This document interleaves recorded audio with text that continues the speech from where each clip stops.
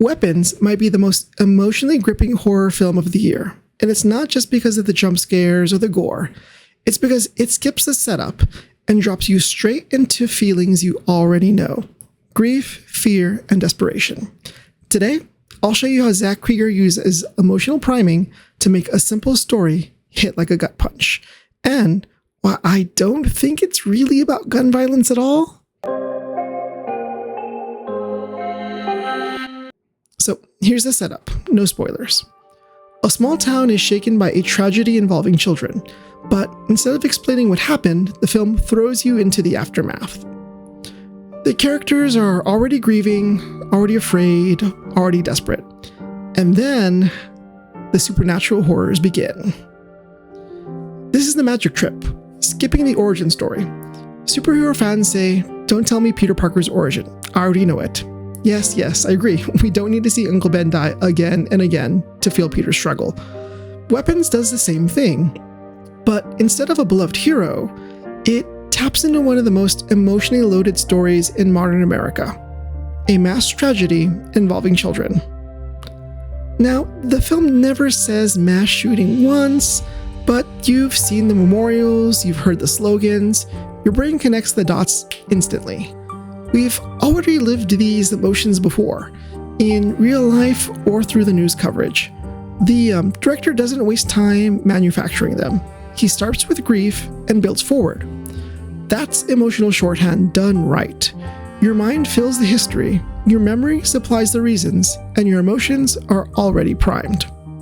Now, people will say Weapons is a direct metaphor for gun violence. And sure, the imagery rhymes with the real events, and here's where I disagree.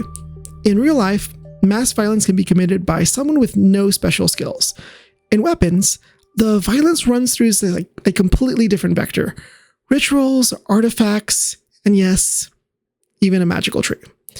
If it were a one-to-one metaphor, everyone in the story would know and fear this power. Instead, it's just a plot mystery.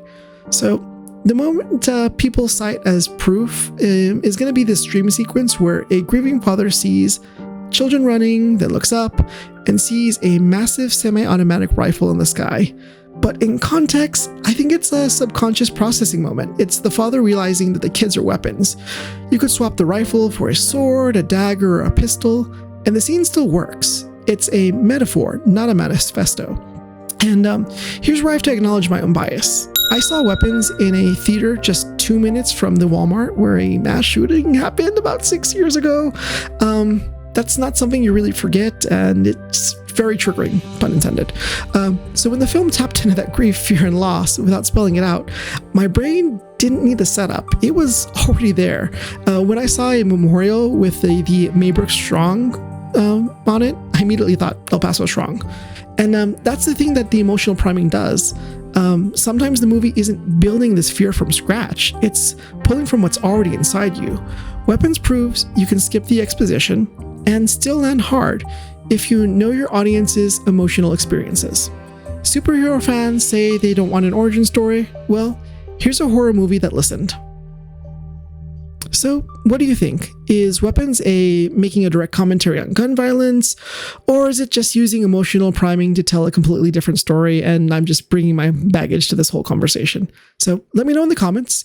If you enjoyed this breakdown, please like, subscribe, do all that fun stuff, tap all the buttons, click all the bells, and I will see you in the next one. Thanks. Bye-bye.